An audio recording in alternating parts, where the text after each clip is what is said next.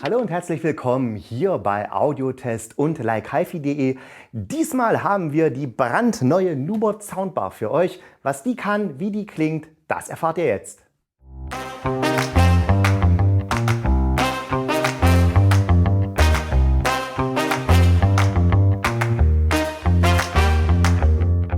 Und ihr seht es schon, die neue Soundbar von Nubot ist echt schmal. Ja, wirklich. Also sind, glaube ich, knapp 26 cm. Und das ist schon ungewöhnlich für Nubot, denn Nubot baut ja eher so Soundplates, das heißt solche breiteren Soundbars, auf denen man dann noch einen Fernseher draufstellen kann. Aber hier haben wir wirklich die erste schmale Soundbar von Nubot. Und ja, das ist super praktisch, weil ihr könnt sie aufhängen, also an die Wand hängen. Und ihr könnt sie natürlich auch auf eure Sideboard stellen, vor den Fernseher, und da sollte eigentlich auch dann genug Platz noch für diese schmale Soundbar sein. Ja, und das ist natürlich klar, so ein schmales Gehäuse, klingt das auch noch so schön voll wie so eine schöne breite Soundplate? Das werden wir jetzt herausfinden. Wir gucken uns erst ein bisschen die Technik an und dann geht's zu unserem Soundtest.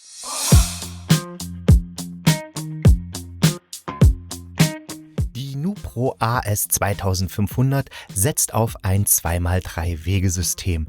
Die zwei Hochtöner aus Seidengewebe messen jeweils 25 cm. Auf 66 mm kommen die zwei Mitteltöner aus Nomex-Material und die zwei Tieftöner aus Propylen haben jeweils 90 mm Durchmesser. Wir finden die auf der Unterseite, wo sie zusammen mit dem Bassreflex eine untere Grenzfrequenz von 60 Hertz erreichen. Die obere Frequenz liegt bei 22.000 Hertz. Die Leistung der Soundbar wird von Nubot mit 160 Watt Dauerleistung und 200 Watt Impulsleistung angegeben. Insgesamt haben wir 4 Endstufen in dem Gerät verbaut. An Anschlüssen bietet die Nubot Pro AS 2500 eine HDMI eARC-Schnittstelle. Es gibt zudem einen digitalen Koaxialeingang sowie einen optischen Anschluss. Auch ein Audio-Sync-Eingang, beispielsweise für den Vorverstärker eines Plattenspielers, ist zu finden. Eine USB-Typ-A-Schnittstelle gehört ebenfalls zum Programm. Die dient aber nicht als Eingang für Datensticks, sondern als Anschluss für den NuConnect TRX. Für dieses kleine Gerät, womit wir per Funk einen Subwoofer ansteuern können, ist sogar auf der Rückseite der Soundbar ein Fach eingelassen. So verschwindet dieser Sender unsichtbar in der NuPro AS 2500. Drahtlos kommuniziert die Soundbar via Bluetooth. Sie unterstützt dabei die Codecs AAC sowie die aptX-Standards aptX HD und aptX Low Latency. Wir können also unser Smartphone oder Tablet ohne Probleme mit der Soundbar verbinden. Wie wir es von fast allen aktiven Lautsprechern aus dem Hause Nubot kennen, haben wir die Möglichkeit, die Nubot Pro AS 2500 entweder direkt am Gerät zu steuern oder die Fernbedienung zu nutzen. Damit wir die Soundbar direkt an der Front bedienen können, müssen wir die aufgesteckte Abdeckung abziehen. Glücklicherweise ist der Soundriegel so ansprechend designt, dass er auch ohne Stoffschutz gut aussieht. Am zentralen Multifunktionsknopf steuern wir die Lautstärke. Drücken wir einmal auf diesen Button, können wir den Eingang wählen, also ob wir Bluetooth, AUX, Coax, Optical oder HDMI nutzen möchten. Drücken wir den Knopf ein weiteres Mal, regulieren wir den Bass und drücken wir ihn noch einmal, stellen wir die Mitten und Höhen ein. Was wir hier allerdings nicht einstellen können, sind die Funktionen Raumerweiterung, Fokus auf Sprache oder Loudness. Dafür müssen wir auf der Fernbedienung die White-Taste drücken bzw. die Tone-Taste. Und kurz noch ein Wort zum Lieferumfang. Der ist wie immer sehr umfassend. Wir bekommen eben nicht nur ein 0815 HDMI-Kabel, sondern eines mit angewinkeltem Stecker, sodass es perfekt sitzt, wenn wir die Soundbar an die Wand hängen. Und ja, die passenden Schrauben nebst Dübel sind ebenfalls im Lieferumfang enthalten. Wer den Heimkino-Klangriegel lieber auf das Sideboard stellt, dem legt Nubot die passenden Silikonfüße bei. Auch an analoge Audiofans wird gedacht, denn ein entsprechendes Stereo-Klinke-Sync-Kabel gehört zum Lieferumfang. Dazu kommen ein optisches Kabel plus einem angewinkelten Toslink-Adapter sowie ein Klinken-RCA-Kabel in Mono. Zudem erhalten wir ein USB-A auf USB-C-Kabel und ein aufklebbares Nubot-Logo. Damit können wir die Soundbar verzieren, falls wir das wünschen. Soweit die Technik der NuPro AS 2500. Und wie klingt jetzt diese Soundbar? Dafür habe ich wieder dieses wunderbare kleine Mikrofon mitgebracht, was dank dieser Öhrchen euch erlaubt, auch den Sound so wahrzunehmen, wie er hier vor Ort bei uns im Testraum ist. Setzt bitte dazu unbedingt Kopfhörer auf, weil sonst habt ihr diesen Effekt nicht. Ich werde auch die einzelnen Modi der Soundbar vorführen. Das heißt, die kann ja in normalen Stereo und dann noch diese Erweiterung des Klangs, so dass es mehr von den Seiten erschallt, der Sound. Das möchte ich euch vorführen und ihr habt dann einen ziemlich guten Eindruck, wie die Soundbar klingt. Ich wünsche euch beim Klangtest jetzt viel Spaß.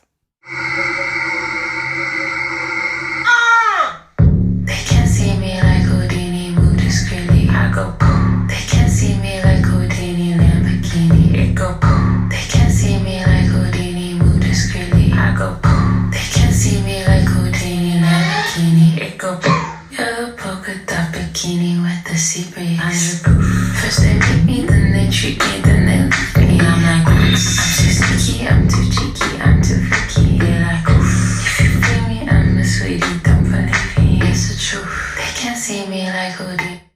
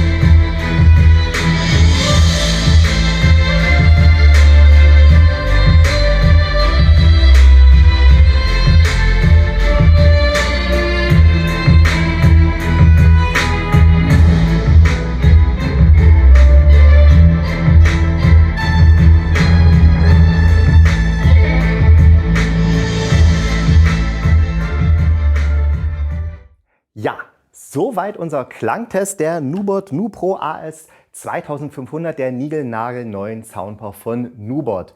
Und ich finde, das waren jetzt zwar Beispiele in Stereoton, das heißt, hier hat die Nubot den Stereoton, wenn wir die Weitfunktion benutzt haben, einfach nur sozusagen auseinandergezogen. Aber selbst da war diese räumliche Vergrößerung doch sehr deutlich hörbar. Das tut einigen Tracks mehr gut als anderen. Ich fand, bei den Musiken war zum Beispiel dieses Sneaky Feed, der hatte dadurch nochmal so ein bisschen mehr Drive. Bei diesen Kröten zum Beispiel, da fand ich es nicht gut, weil man da einfach das Rauschen, das Grundrauschen der Aufnahme viel deutlicher wahrgenommen hat. Also das ist tatsächlich eine Geschmackssache. Was ich aber sagen kann, wenn ihr damit einen Film hört, die sind ja sowieso dann im Mehrkanalton Verfahren abgemischt, also 5.1 Dolby Atmos oder was auch immer, dann ist der Effekt natürlich noch wesentlich besser, als wenn jetzt nur eine normale Stereo-Sache breit gerechnet wird. Also da könnt ihr wirklich auf diesen Effekt setzen und braucht keine Lautsprecher, die jetzt so an der Seite sind. Also nicht unbedingt. Auch der Bass, fantastisch, man traut es diesem kleinen Gerät nicht zu, aber er hat doch ganz schön Wumms. Und ja, also eure Nachbarn könnt ihr damit ärgern. Natürlich, wenn ihr jetzt einen sehr großen Raum habt, in dem die Soundbar stehen soll, dann empfiehlt sich sicher noch ein Subwoofer als Ergänzung. Aber ansonsten bin ich doch stark beeindruckt, dass es Nubot schafft, auch mit diesen kleinen Basstreibern hier solchen voluminösen Sound zu erzeugen. Da ja, Hut ab vor dieser Soundbar. Ja, und das war's auch schon wieder hier im Kanal vom Audiotest Magazin und likehaifi.de. Und wir sehen uns wieder, wenn ich das nächste Testvideo hochlade. Und damit ihr das nicht verpasst, lasst uns bitte ein Abo da, klickt die Glocke und ihr werdet automatisch von YouTube informiert, wenn ein neues Video für euch bereitsteht. Wir sehen uns dann wieder. Ich freue mich auf euch. Genießt den Sommer. Tschüss.